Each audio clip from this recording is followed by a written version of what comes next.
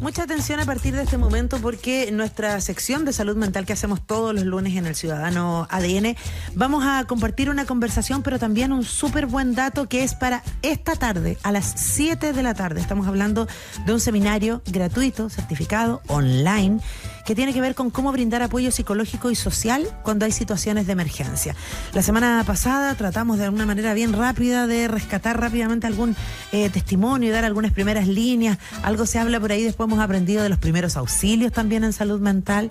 Y lo que sí valoramos es que desde hace algunos años hemos aprendido que cuando hay emergencias en nuestro país, la salud mental también tiene que estar presente. Eso antes no pasaba, se lo contaba yo a mis sobrinos, chicos.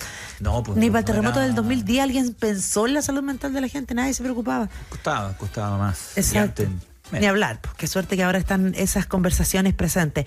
Parte de este seminario que nos van a contar todos los detalles y además nos van a ir adelantando algunos aspectos de la conversación. Está con nosotros aquí Viviana Tartakovsky-Pessoa, nuestra directora de la carrera de Psicología de la Universidad Bernardo Higgins, parte de la casa también. Vivi, bienvenida y gracias por estar. Muchas gracias por la invitación. Y Ricardo Enríquez, director del, aquí me van a tener que decir qué significa CIFOPSI. Muy bien. Centro de Intervención y Formación Psicointegral, CIFOPSI, acá de Chile. Ah, perfecto. Hola, y hola. vamos a sumar a la conversación también en un ratito a Felipe García, que es director de CECIT. Sí. ¿Ya? Ya, perfecto. Oye, partamos por esto. Ah, está ya, saludémosle al tiro a Felipe. Hola, Felipe. Hola, Felipe, ¿qué tal? Hola, aquí estoy escuchándolos. Es que está en Concepción Claro. precisamente, Felipe, además, ¿no? Está en la zona Exactamente, aquí estoy. afectada por estos incendios, Felipe. Entonces partamos contigo para que nos cuentes primero cómo has visto la situación en la zona en estos días. Bueno, como todos sabemos, esto es una catástrofe, es decir, hay mucha gente afectada. Ya nosotros aquí en Concepción, en la Universidad de Concepción, hemos hecho recorridos por distintas localidades para ver cómo está la gente y brindar algún tipo de apoyo de todo tipo, pero principalmente en salud mental. Y sí, pues efectivamente hay mucha gente resiliente, debo decirle, mucha gente que está ahí aguantando, apoyándose, apoyando a otros, pero también hay mucha gente que no está respondiendo bien ante esto, que está manifestando muchos niveles de malestar y que requieren obviamente apoyo. Viviana, aquí cuando hablamos de esos apoyos, yo lo decía recién a la pasadita, ¿no? Y este seminario, insistimos, hoy día a las 7 de la tarde, tiene primeros auxilios psicológicos, intervención social en situación de crisis, intervenciones en crisis, cómo apoyar a niños y adolescentes, intervenciones tempranas. Nos da cuenta de que esto tiene muchas aristas el apoyo de salud mental. No es solo con que vaya un psicólogo, sino que depende del momento en que se aplique, depende de la persona, si es un adulto, si es un niño. Claro, absolutamente. Y como bien decía Felipe, que es una catástrofe, las personas todavía están viviendo lo que se considera estrés agudo, estrés postraumático, según los distintos manuales de psiquiatría. Y desde ahí te fijas, Sandra, que la idea de este seminario que vamos a hacer colaborativamente, que yo insisto esto, porque somos hartas personas que estamos generando este tipo de acciones, el viernes también tenemos otro. Entonces, desde ahí es muy importante generar estas acciones colaborativas en red, porque también los profesionales que intervienen en salud mental pueden hacer incluso intervenciones iatrogénicas cuando no se manejan con temas importantes como los primeros auxilios psicológicos. ¿Me explico? Por ejemplo, apurar un proceso, hacer que alguien llore porque tiene que votarlo. No, pues se necesitan ciertas condiciones, ¿cierto? En función también de los escenarios sociales para que las personas puedan elaborar esta vivencia y que por supuesto que no es inmediato y que va a requerir también tiempo, que eso es fundamental en términos de este tipo de intervenciones. Que es difícil eso, Ricardo, lo que comentaba tanto Felipe como la Vivi, ¿no? Porque estamos hablando de una catástrofe. Y muchas veces en las catástrofes la gente tiene una capacidad de resiliencia importante, como de poner una especie de coraza, de muralla, vamos a seguir, hemos perdido todo, hemos perdido parientes, pero vamos a seguir. Pero en algún momento hay una pausa, ¿no? Y en algún momento esto como cae. Estoy pensando en el posterior, estoy pensando en 3 meses más, en 6 meses más. ¿Cómo trabajar eso? Bueno, como bien mencionaba Viviana, aparece lo que se conoce como estrés postraumático, ¿no? Y en respuesta de cómo trabajarlo también aparece de cierta forma, y donde Chile, lamentablemente por los terremotos, los múltiples desastres que vivimos, igual a nivel científico tenemos como un auge, ¿no? Tenemos acá a Felipe es de la zona de catástrofe también para el terremoto del 2010, Claro. Donde hemos hecho múltiples estudios científicos respecto a lo que se conoce como crecimiento postraumático. Entonces el crecimiento postraumático, que se va elaborando esto como un proceso dentro de lo que es la psique humana y el entorno o el tejido social, social de cierta manera, se va desarrollando. Y como bien tú decías, la resiliencia es un factor importante, ¿no? Como estas variables más personales, ¿no? No visto solo como un factor o reduccionista respecto a este término, ¿no? Sino que ahí juegan hartos temas en particular, entre ellos el optimismo, la fortaleza personal que tiene que ver con las capacidades que nosotros vamos desarrollando, y también esta autoafirmación de la creencia, ¿no?, en uno mismo y en las capacidades, y también las respuestas sociales, donde Chile lamentablemente tenemos que vivirlo en la historia, ¿no?, constantemente, y creer en esas capacidades y creer en eso, en uno mismo, ¿no?, en nuestro tejido social. Claro, por eso también es importante que no basta con un solo momento, sino que también hemos conversado con las instituciones que nos colaboramos siempre mutuamente en todas circunstancias. Probablemente después se le olvida a la gente. Es típico que pasa, ¿cierto?, con un terremoto, un desastre natural como el que estamos viviendo, o no natural, ¿cierto?, como estos incendios, que de alguna forma movilizan a las personas en un momento determinado y después se acabó la ayuda. Exacto. Entonces, por eso queremos desarrollar más de una instancia, 2, 3, 4, y ojalá en marzo, porque insisto que las acciones psicológicas que se desarrollan en esos procesos van cambiando también en función de las necesidades y los procesos que viven cada persona. Claro, pues el regreso a clase probablemente, exacto, no sé, la pérdida de algún profe, de un hijo, o de la escuela, obviamente va a generar ahí choque en las personas. Felipe, y es súper interesante lo que planteaban, además, a partir de que, claro, la zona de la región del Biobío también fue una ola más devastada por el terremoto del 2010, y uno a lo mejor con el tiempo ya puede empezar a evaluar, porque efectivamente me imagino que mucho tiene que ver de las capacidades que uno tiene para enfrentar las situaciones, de las circunstancias, de si recibe apoyo o no recibe apoyo, pero también del colectivo, ¿no? De cómo yo veo a mi vecino, de cómo veo a mi familia, entender si nos marcó efectivamente una catástrofe como esta, si la logramos superar o no. Sí, yo escuché el fin de semana historias muy parecidas a las que escuché también después del terremoto. Gente que decía que no conocía a los vecinos, pero que ahora con esto ya los conoce. De hecho, estuvimos haciendo una intervención en crisis con una chica de 17 años, que luego de quemarse su casa, siguió peleando por la casa de los vecinos, y que cuando ya fuimos a verla está agotada e hipervigilante, ¿ya? O sea, se mantenía muy despierta, ¿no? Y por lo tanto tuvimos que hacer un apoyo a ella individualmente, más allá de lo que se está haciendo con cada uno de ellos, pero que igual reflejaba ella, su mamá y sus vecinos, esta cosa más comunitaria, ¿no? El apoyarse entre ellos, el hacer una olla común, el ayudar a la reconstrucción de la casa donde había llegado ya la madera, todo eso yo creo que refleja justamente que cuando existe esta capacidad de resiliencia comunitaria, constituye un factor de apoyo y de protección mucho mayor, ¿no?, que los factores individuales que probablemente las personas tienen. Somos un país, lo comentaba Ricardo, de catástrofes, ¿no?, de tragedia, en momentos hasta lo tomamos hasta con humor de repente, ¿no? Así como que un terremoto grado 8, claro, el chileno no se mueve, como que ya soy medio calma. Somos memes. Estoy pensando en qué minuto, como que varios nos ha pasado eso, pero estoy pensando en los más chicos, ¿no? Que hay una generación que está en su primera catástrofe, y es como, loco, es absolutamente nuevo. Como educar, educar, sí. Cómo educar ahí, ese creo que es el verbo correcto. Sí, falta mucho también porque somos un país de catástrofes, pero hay muy pocas políticas preventivas en esta línea. Como decía la Sandra, hablar de primeros auxilios psicológicos era impensado, y eso que hace rato ya, o sea, históricamente hemos vivido desastres naturales con mucha frecuencia. Y desde ahí yo creo que lo que dices, Cristian, es fundamental, porque de alguna forma cuando tú estás a cargo de un niño, niña o adolescente, tienes que estar tú en condiciones mejores para poder cuidarlos, como cuando uno se sube en avión, que le dicen que uno se ponga su mascarilla cuando está a cargo de un niño o niña, ¿cierto? Claro. Entonces tú no puedes ayudar a un niño o niña a contener, a elaborar esta experiencia traumática si tú no estás lo suficientemente calmo. Y ahí recalco lo que decía Felipe, porque en el fondo está la red. De repente las personas dicen, no me la puedo, estoy cansada, ahí aparece la abuela, la vecina, ¿me entiendes? Otras redes de adultos en las cuales se pueda gestionar colectivamente y, como decía Felipe, comunitariamente estas necesidades. Entonces, las invitaciones a lo colectivo son fundamentales en este tipo de abordajes para no sobrecargar también a quienes se están cuidando en este momento, a niños, niñas y adolescentes en estos contextos de trauma. Claro, y eso que decía Felipe y Ricardo, de pronto pasó con el terremoto y también pasa ahora. Descubrí a mi vecino, y a mi vecina. Descubrí que teníamos un montón de cosas en común más allá de vivir juntos, no nos habíamos visto. Exacto. ¿No? ¿Cómo trabajar también con lo que viene, insisto, con lo que viene? Hay una comunidad, hay una nueva comunidad, ¿no? Tal cual. Claro, es importante, como decía también Viviana, ¿no? O sea, verlo también desde la línea más preventiva, ¿no?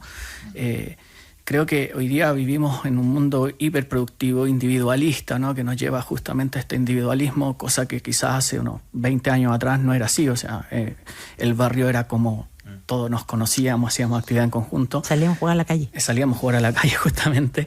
Y actualmente eso se ve con cierta nubulosa por ciertos factores que hoy día ya se conocen, pero el apoyo familiar y el apoyo de la red comunitaria pasa a ser algo muy, muy importante.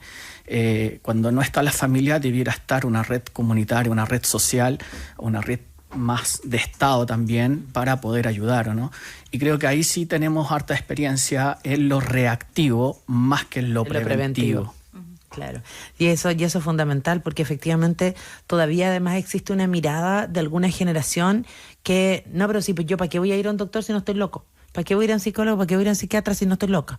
¿No? O lo que mencionaba recién Cristian, eso de que hay personas que a lo mejor por las circunstancias o por su formación saben enfrentar una tragedia o estar bajo depresión y estar en crisis y reaccionan súper bien, pero una vez que todo se contiene y luego se controla, se vienen abajo. Exacto. Y hay un montón de otras cosas, no sé, típico que la mamá dice, te bajaron las defensas, por eso te resfriaste, porque ahora ya te calmaste, te bajó el estrés. O no sé, ahora que viene, explotó todo, ya ahora viene el bajón. Y al parecer en las nuevas generaciones incluso es más difícil que sepan manejar también el reaccionar, digamos, en una emergencia, ¿no? Absolutamente, porque vivimos en esta sociedad de la incertidumbre.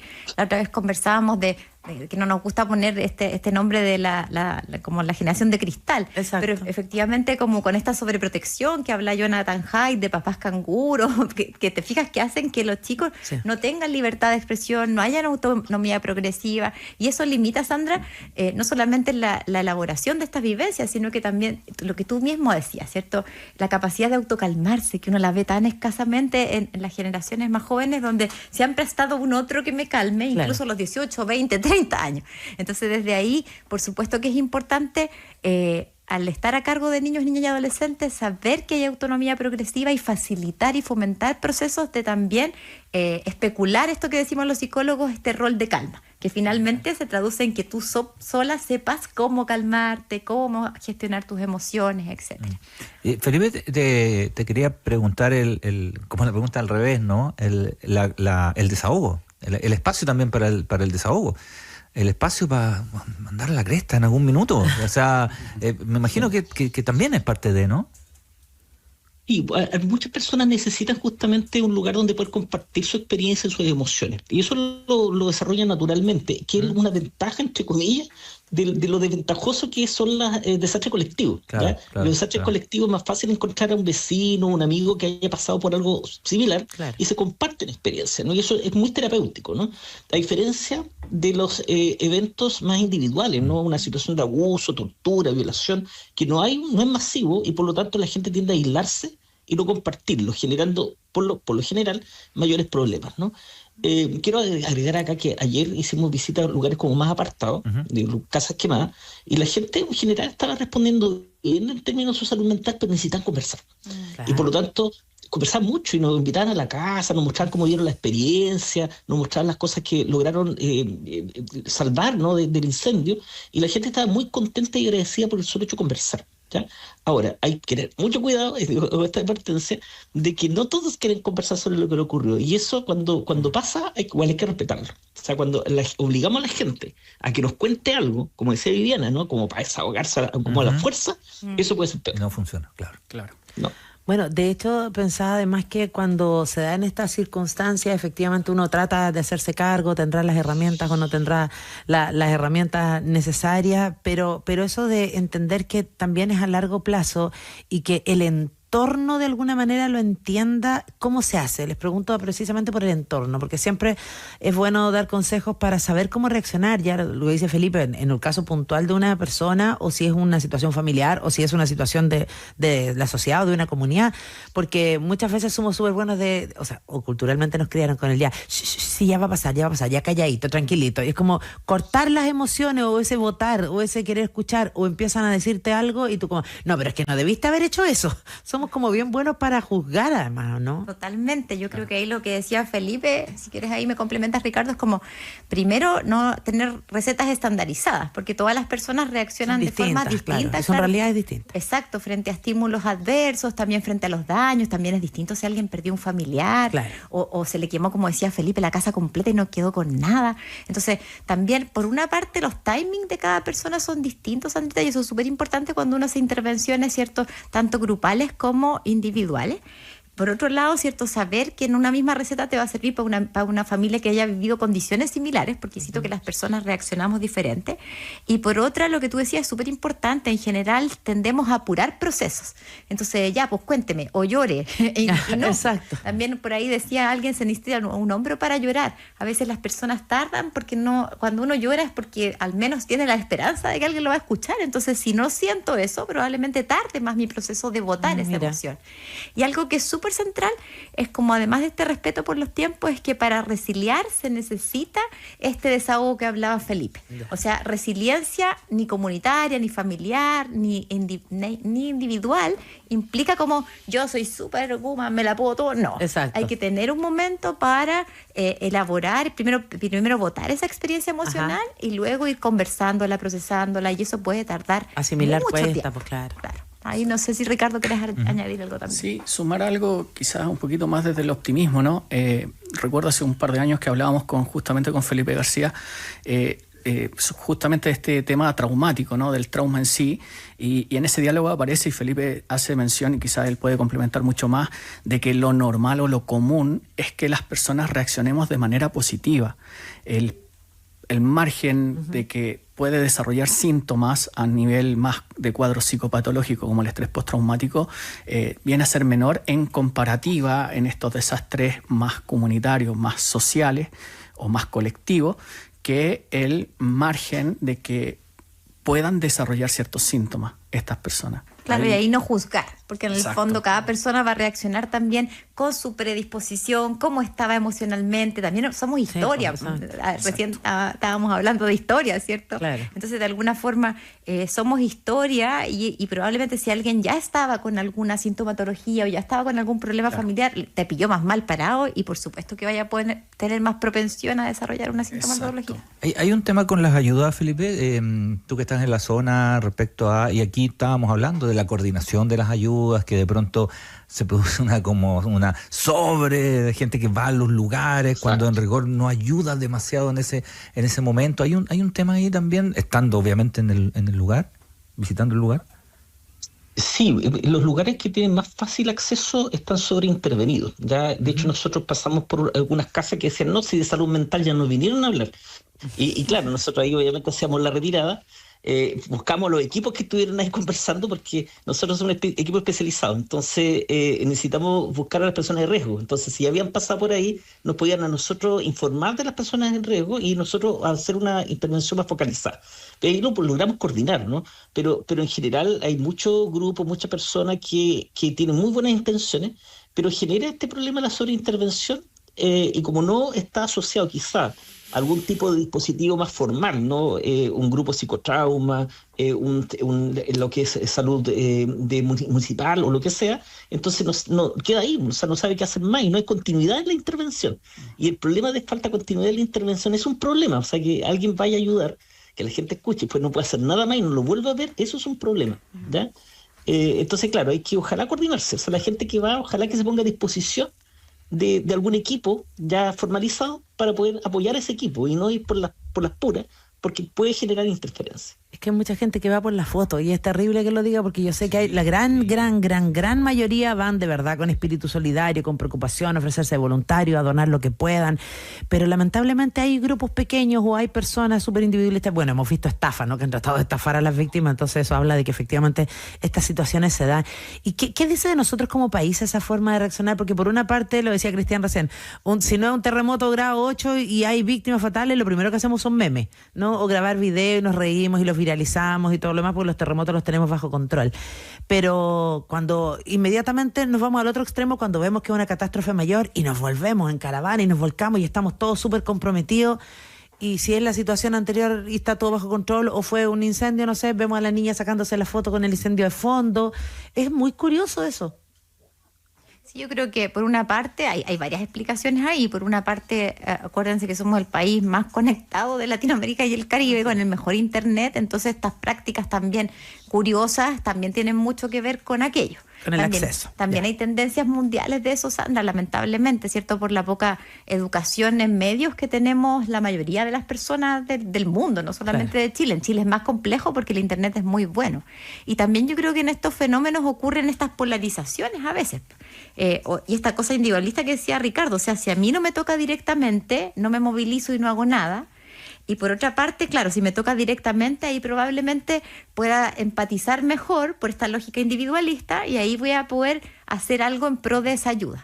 Pero como tú dices, Sandra, lamentablemente cuando hay estas experiencias aparecen todos los lados de las personas, por lados más positivos, de ayudar, de estar presente, como decía Felipe, longitudinalmente, porque vamos a estar en marzo y se nos va a volver olvidado todo. Sí. Entonces por eso quisimos como hacer esta colaboración entre distintos equipos sistémicos que conformamos esta mirada no solo psicológica individual, sino que más bien comunitaria, centrada en la familia, en los factores protectores, en el entorno, para poder no solamente hacer lo que vamos a hacer hoy día, que después Felipe puedes pasar el aviso de Ceci y Ricardo que nos comente del viernes, pero la idea es mantener estas acciones en el tiempo. Por lo que decía Felipe, porque si no se vuelven hasta iatrogénicas y no sirven de nada. Bueno, ya hicieron algo el viernes pasado, ¿no? No, ahora partimos. Ahora parten, hoy día parten. Hoy día partimos. Ahí Felipe puedes contar de hoy día. Sí, hoy día tenemos este evento donde participan 5 profesionales, tanto del área psicológica como social, y que ya tenemos 1.000 inscritos, o sea, mucha gente interesada en participar en esta actividad online, donde tú decías que se van a revisar los distintos aspectos donde uno puede intervenir, ¿no? El primer auxilio psicológico, que es lo primero, es que ir a ayudar y escuchar. La intervención en crisis, que es cuando detectamos un caso que está resolviéndolo de forma más compleja, y lo que es intervención temprana, que es cuando ya ha pasado un tiempo, pero ya podemos ya comenzar con algún tipo de intervención inicial, ¿no? Entre otras cosas, que vamos a ver niños y adolescentes, que lo va a ver Viviana, intervención social, que lo va a ver un trabajador social que participa en el equipo psicotrauma, entre otros. Cuando hablamos de esa lógica entonces también de apoyo ciudadano, ¿no? Uno entiende, ¿no? O trata de entender que las víctimas también, de manera social, muchas veces hablan desde la rabia, desde el dolor, y lo vemos nosotros como medios de comunicación. Y por eso hay que tener un cuidado especial cuando se habla con ellos y ellas, ¿no? Porque algunos es que no nos ayuda nadie, o no, solo nos ayuda en esto, o no, quiero que me traigan todo, y hay otros que, oye, ya, pero quieren que les den todo gratis. Es como entender también esa situación, ¿no? Porque a lo mejor las personas, claro, están desesperadas, están frustradas, van a decir montones de cosas que a lo mejor no piensan, y en otros casos sí van a estar diciendo cosas que los están afectando en el momento, ¿no? Hay como que valorizar un poco el discurso, dependiendo de dónde venga y de quién venga. Claro, es importante entender que el trauma de cierta manera afecta a nivel multisistémico, ¿no? Afecta incluso nuestra propia narrativa. Nosotros veníamos contándonos una historia propia de nuestra vida, de nuestra familia, y el trauma viene y se provoca ahí un quiebre en mi historia, en mi narrativa, ¿no? Y eso ya tiene múltiples consecuencias, tanto como por ejemplo en las fuentes laborales, factores que tienen que ir por esa línea, pero también a nivel más cognitivo, ¿no? Especialmente en múltiples factores que nosotros vamos narrando a nivel cognitivo. Incluso queda ahí un rasgo que afecta nuestras memorias, ¿no? Tenemos ahí un tipo de memoria que se llama memoria autobiográfica, que efectivamente se ve empañada con este trauma que nosotros venimos. Adicionalmente también hay factores familiares, relacionales, sintomáticos, que lamentablemente generan este shock a nivel traumático, y las consecuencias pueden ser multisistémicas, multidimensionales, y por ende es súper importante tener mucho cuidado al escuchar este relato. cómo lo va elaborando, cómo lo va procesando. No es solo algo reduccionista frente a un estímulo y respuesta, ¿no? Esto tiene una mirada más sistémica, tiene una mirada más de interrelación, de retroalimentación con múltiples factores, incluso con nuestros múltiples roles que ejercemos en el día a día. Porque además, claro, estaba pensando en una tragedia que parte el año y hace poquitos días estábamos todos hoy, ¿cuáles son tus propósitos para el 2026? ¿Cuáles son tus proyectos? Todas estas personas deben haber tenido un proyecto de año súper distinto, obviamente, de la realidad que están enfrentando. Pero además se vienen fechas especiales. Se viene el Día del Amor, claro. Se viene el regreso a clase. Para muchos era febrero, mes de vacaciones.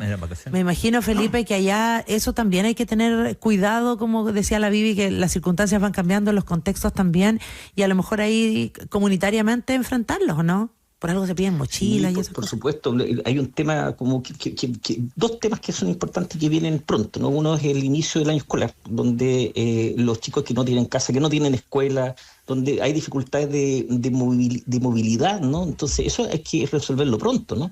Y lo segundo, por supuesto, tener un techo, porque viene luego el invierno, ¿no? Entonces, sí. Entonces son cosas que hay que resolver pronto, que son prácticas, ¿no? Y que hay que tomar decisiones, invertir recursos, porque son cosas que sabemos que van a venir y hay que estar preparados.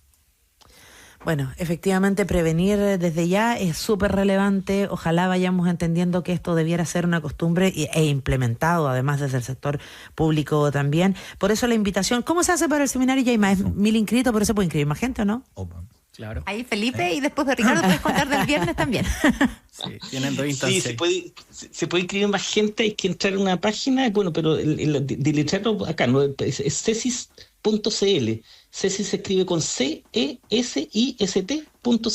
Ya. Y ahí pueden entrar y bueno, es muy simple inscribirse. Le va a llegar el link y luego se conectan en la noche. Perfecto. Está dirigido a profesionales relacionados con salud mental. Para que puedan apoyar. Bueno, si de todas maneras ahí no tienen la duda, nos preguntan y nosotros les mandamos el link. Mandamos el link. ¿Y qué más se viene? Para la actividad del día viernes, también pueden entrar a CIFOPSI en el Instagram. Ya ahí están los códigos QR, los enlaces de poder ingresar. Y creo que es súper importante que la mayoría de los profesionales ojalá podamos acceder a estas capacitaciones que estamos haciendo de forma gratuita, de cierta manera, para que puedan ayudar y contener. O sea, el día viernes también tenemos 4 profesionales, tenemos un especialista desde Ecuador, especialista en emergencias, ya tenemos también a Felipe que nos acompaña hoy día, que él es un especialista también en crecimiento postraumático, tenemos también a Viviana, que es especialista en el área más de familia, niños, y además también Rodrigo Mardones, que nos va a ayudar mucho con la intervención misma en la crisis y cómo esta narrativa, esta historia, podemos irla resignificando, ¿no? Perfecto, entonces importante ir capacitándose, haciéndonos cargo y que se mantenga en el tiempo. Así que ahí nos van contando si se hacen nuevas instancias. Viviana Tartakovsky, directora de la Escuela de Psicología de la Universidad Bernardo Higgins, Ricardo Enríquez, director del CIFOPSI, y Felipe García, director de CESIS Chile. Muchas gracias por haber estado con nosotros. Muchas gracias. Gracias a ustedes.